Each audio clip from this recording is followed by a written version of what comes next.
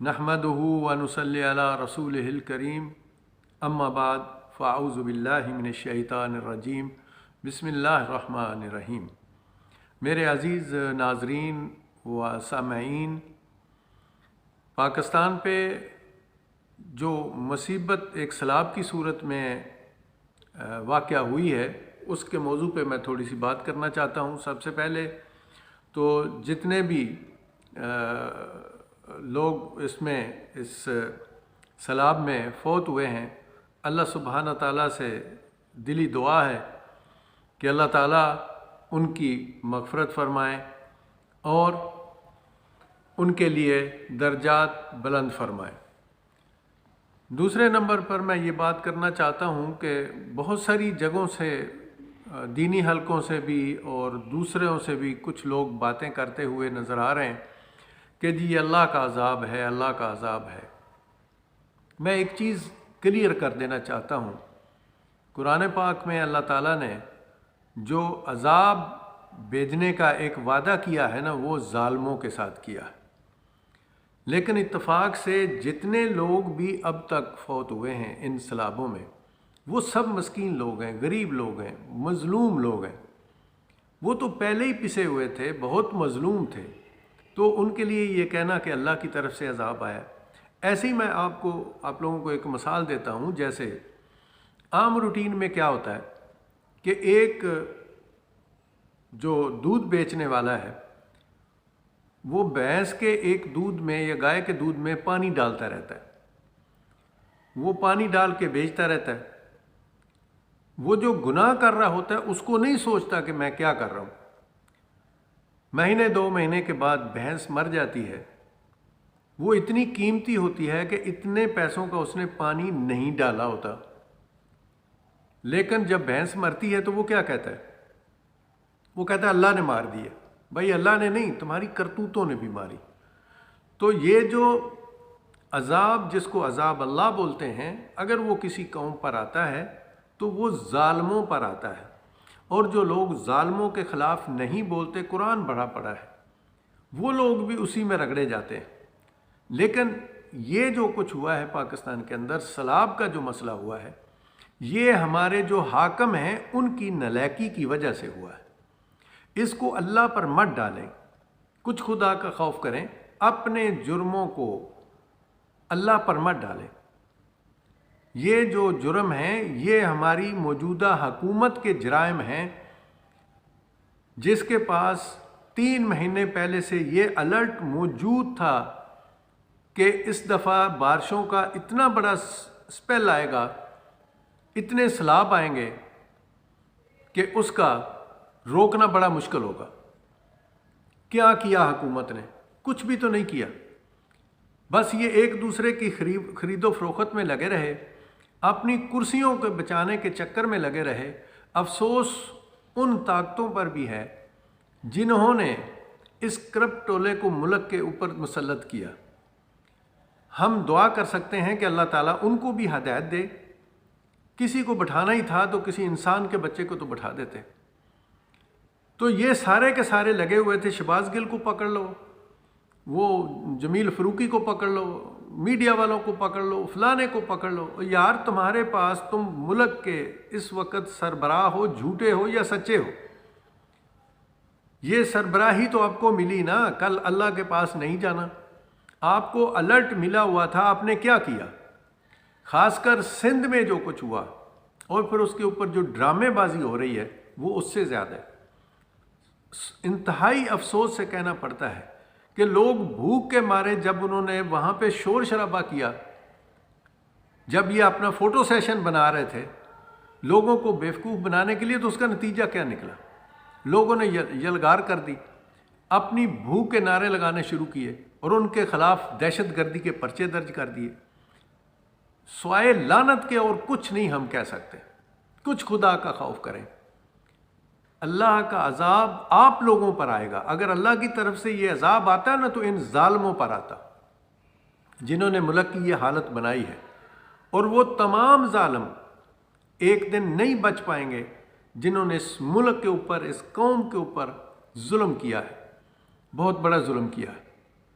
ہم یہ نہیں کہتے کہ عمران خان نے کوئی دودھ اور شہد کی نہریں بہا دی تھیں، لیکن اسے درد تھا اپنے لوگوں کا، اور وہ اس درد کے معاملے میں کچھ کر رہا تھا۔ سب لوگوں کو یہی شکوہ تھا، جو سارے لوٹے وہاں سے بھاگے ان کو شکوہ کیا تھا؟ وہ یہ کہتے تھے ہم پرائم منسٹر ہاؤس میں جاتے ہیں، ہمیں چائے اور بسکٹ بھی نہیں ملتے۔ ابھی اسی پرائم منسٹر ہاؤس میں حکومت جو کہتی ہے ہمارے پاس زہر کھانے کے لیے پیسے نہیں ہیں، عمران خان سب کچھ لے کے چلا گیا، ان کی حالت آپ دیکھیں کہ 7-8 کروڑ کے ایک ٹائم کے کھانے پرائم منسٹر ہاؤس میں کھائے جا رہے ہیں۔ یار کچھ خدا کا خوف کرو، کچھ خدا کا خوف کرو، آخر آپ لوگ کہاں چلے جائیں گے؟ پہلے ہی اس ملک کو بہت لوٹ کے رکھا تھا، اب کیا کر رہے ہیں؟ جو اسپیکر اسمبلی ہیں وہ اپنے بچوں کے ساتھ کینیڈا میں موجیں کر رہے ہیں، اور پیچھے ملک کی عوام جو ہے وہ مر رہی ہے۔ وزیر خارجہ جو تھے وہ اپنی عیاشیوں میں لگے ہوئے تھے، میرا خیال میں کوئی ملک بچا نہیں ہے جہاں وہ گیا نہ ہوگا، یہ سب کی موجیں لگی ہوئی ہیں۔ لیکن وقت بدل چکا ہے، حالات یہ 80 اور 90 کی دہائی والے نہیں ہیں، حالات واقعات بدل چکے ہیں، تقدیر بہت بڑی ہے، سب کی باری آنے والی ہے، کوئی ظالم نہیں بچ پائے گا۔ جب ظالم رگڑے میں آئیں گے نا تو پھر ہم کہیں گے کہ اللہ کا عذاب آیا۔ یہ مسکینوں غریبوں پر کیا اللہ کا عذاب آیا؟ ہم نے مذہبی جماعتوں کو بھی دیکھا، وہ بھی جناب ویڈیو بنا کے لگا رہے ہیں اللہ کا عذاب آ گیا۔ بھئی کدھر سے اللہ کا؟ یہ جن لوگوں پر یہ عذاب ٹوٹا ہے کیا وہ ظالم تھے؟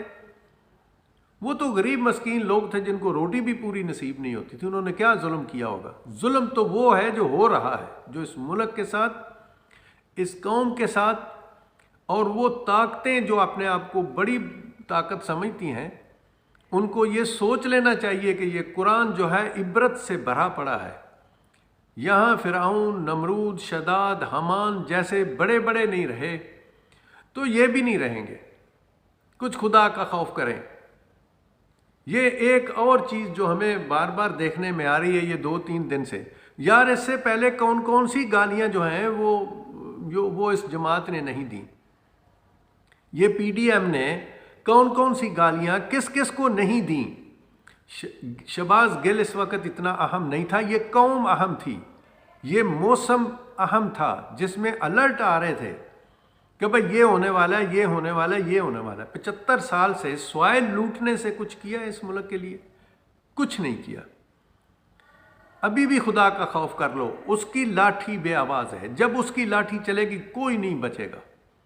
یہ بار بار کہتے ہو کہ اللہ کا عذاب آ گیا، اللہ کا عذاب آپ لوگوں پر کیوں نہیں آیا؟ یہ غریب لوگوں پر اللہ کا عذاب کہاں سے آنا تھا؟ ان بیچاروں نے کیا کیا اللہ کے لیے؟ جو ظلم انہوں نے کی، اللہ کی نافرمانیاں کی۔ بحیثیت قوم ہم سب کرپٹ ہو چکے ہیں۔ ہاں سختی ضرور ہے، ہوتا ہے یہ سارا سسٹم، لیکن یہ کہنا کہ یہ اللہ کا عذاب ہے، نہیں، یہ کہو کہ یہ اس وقت کی جو حکومت ہے، جو حاکم ہے، ان کی نالائکی کا نتیجہ ہے، آپ یہ کہہ سکتے ہیں۔ لیکن یہ کہنا کہ یہ اللہ کی طرف سے ایسا ہوا ہے، یہ فلان ہوا ہے، یہ بہت بڑا، یہ اللہ پر الزام لگانے کے برابر ہے۔ خوف کرو، خوف کھاؤ اللہ کی طرف سے۔ اگر اس کے عذاب کا کوڑا آپ لوگوں پر برسنا شروع ہوا تو اس کو کوئی آپ لوگوں کو بچا نہیں پائے گا، یہ ایک بات یاد رکھیں۔ کچھ خدا کا خوف کریں۔ ابھی بھی یہ جو کچھ آئے گا یہ کسی کو ملے گا؟ کچھ نہیں ملے گا۔ جس کے دل میں اس قوم اور ملک کا درد تھا، وہ جو روتا ہے صحیح روتا ہے۔ قائد اعظم کے بعد اگر قوم کسی کے ساتھ اٹھ کھڑی ہوئی ہے تو وہ یہ ایک شخص ہے۔ افسوس کی بات یہ ہے کہ اس دن جو 20 تاریخ کو انہوں نے یہی کہا نا، سب لوگ کہہ رہے ہیں توہین عدالت ہوگی، توہین عدالت ہو، کچھ خدا کا خوف کریں۔ ہم جج صاحب سے بھی ریکویسٹ کرتے ہیں کہ آپ لوگوں نے بھی مرنا ہے، اپنے رب سے ڈریں جس نے آپ لوگوں کو یہ طاقت دی۔ بھائی اس نے کیا کہا؟ تو اس نے یہی کہا تھا نا، آئی جی، ڈی آئی جی اور یہ جو مجسٹریٹ ہیں زیبا، ان کے لیے میں کیس کروں گا، ان کے خلاف قانونی کارروائی کروں گا۔ یہ کہاں سے جو ہے وہ توہین عدالت ہو گئی. میری سمجھ سے بالاتر ہے کل بھی جو اس نے جواب دیا ہوا تھا ہماری نظر میں وہ جواب ٹھیک تھا کہ میں نے کوئی ایسی گستاخی نہیں کی، لیکن پھر بھی اگر عدالت کو یہ لگتا ہے تو میں اپنے الفاظ واپس لینے کے لیے تیار ہوں. لیکن افسوس ہے، صد افسوس ہے، اطہر من اللہ صاحب بہت نائس آدمی ہیں. اطہر من اللہ صاحب ہی تھے جو نواز شریف کی زندگی کی گارنٹی مانگ رہے تھے سب سے. افسوس اس وقت ہوتا ہے جب 50 روپے کے فارم پر نواز شریف کو اس ملک سے بھگا دیا گیا. کیا 751 سب سے جو چھوٹا جرم ہے پاکستان میں، کیا اس کی ضمانت 50 روپے کے اسٹامپ فارم پر ہوتی ہے؟ اور جس نے ضمانت دی ہوئی تھی اس کو ملک کا وزیر اعظم بنا دیا. دیکھیں یہ ساری چیزیں ہیں، یہ جو کچھ ہو رہا ہے یہ بہت غلط ہو رہا ہے. لیکن آپ لوگ تدبیریں یہاں کرتے ہیں، رب العالمین اپنی تدبیر کرتا ہے، اس کی تدبیر سے کوئی نہیں بچ پائے گا. یہ بات یاد رکھیے گا. قانون کا اطلاق کرنا ہے سب پہ کریں. مولوی فضل الرحمان جو گالیاں دے رہا تھا اس پہ بھی اطلاق کریں نا. یہ مریم نواز تو ابھی 2-3 دن پہلے جب یہ پنجاب والا مسئلہ بنا تھا تو اس وقت کیا کہہ رہی تھی؟ یہ میچ فکسنگ ہے، یہ 5 ججوں کو ہم نہیں چھوڑیں گے. رانا ثناء اللہ نے کیا کہا تھا کہ میرے سیکٹری صاحب آپ کے بال بچہ یہیں رہتا ہے، آپ کے بیوی بچے یہیں پہ رہتے ہیں. اس کو بولتے ہیں دھمکی.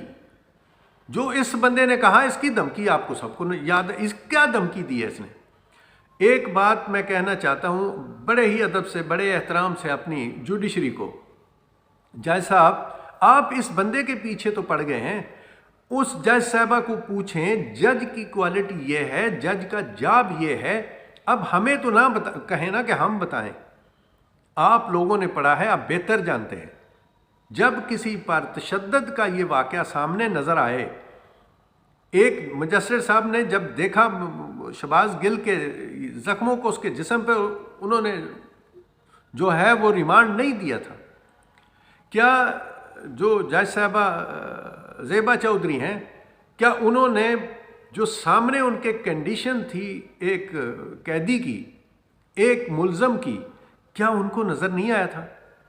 آپ لوگ ان کے خلاف یہ ایکشن کیوں نہیں لینا چاہتے؟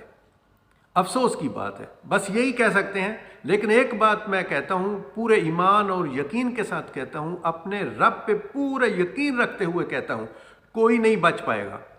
یہ جو ظلم آپ لوگ کر رہے ہیں کوئی نہیں بچ پائیں گے. یہ بات یاد رکھیے گا. قانون آپ نافذ کرنا چاہتے ہیں تو سب سے پہلے آپ جج صاحبہ سے پوچھیں کہ آپ کے سامنے ایک مریض بری حالت میں تھا اور وہ چیخ رہا تھا کہ مجھ پر تشدد ہوا ہے.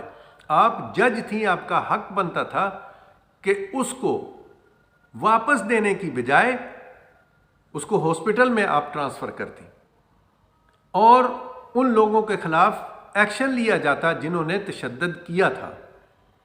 لیکن ایسے ہی نہیں کہا.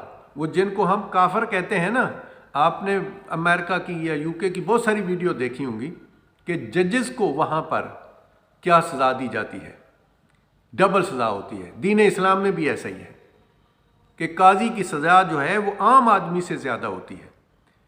آپ کو دیکھنا چاہیے تھا. آپ ٹھیک ہے، آپ ہم یہ نہیں کہتے کہ آپ نون لیگ کے ساتھ ہیں، یہ دوسرے کے ساتھ ہیں، یہ چوتھے کے، آپ جج ہیں، آپ کو اس چیز سے کوئی لین دین نہیں ہے. لیکن کیا آپ نے اپنے فرائض کو صحیح طرح سے انجام دیا؟ آپ اپنے آپ کو اور اپنے رب کے درمیان اس معاملے کو رکھ کے دیکھیں. شہباز گل انسان نہیں تھا، ایک پروفیسر ہے، پڑھا لکھا انسان ہے. اس سے زیادہ دھمکیاں جو ہیں وہ اسٹیبلشمنٹ کو، مولوی فضل الرحمان نے کیا کہا تھا؟ اور یہودیوں کے پیسوں پر پلنے والے جرنیلوں. اور نواز شریف نے کیا کہا تھا؟ اوے جرنیلوں. اور زرداری نے کیا کہا تھا؟ سب گالیاں دیتے رہے. سب کی غیرت مر گئی. یار افسوس کی بات ہے. ہم بولنا نہیں چاہتے تھے لیکن کیا کریں، مجبور ہیں. یہ بتانے کے لیے مجبور ہیں کہ اس رب سے بڑی طاقت کسی کی نہیں ہے.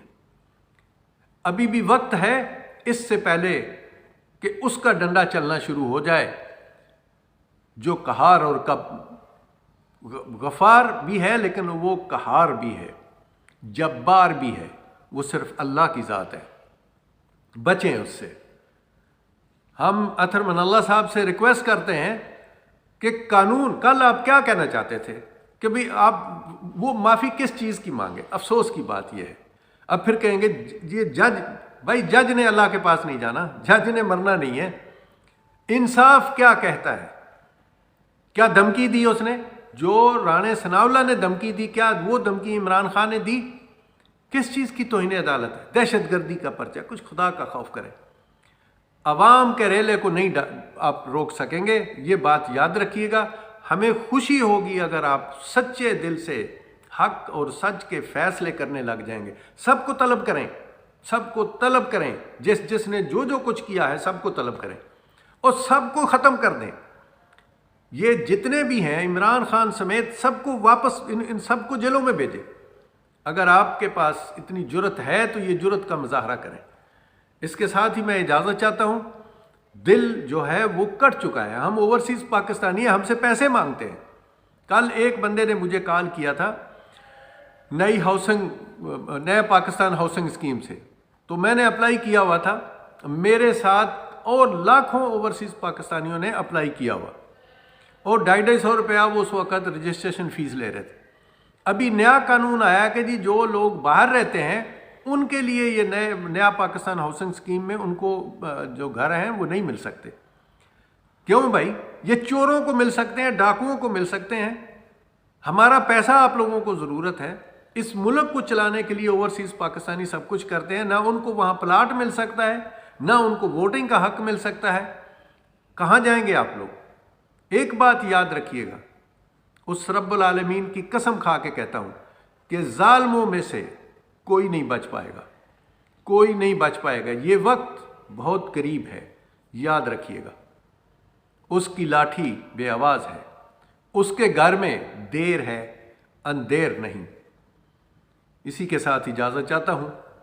اللہ سبحانہ تعالیٰ اس ملک کا حامی و ناصر ہو اور ہم سب کا بھی حامی و ناصر ہو۔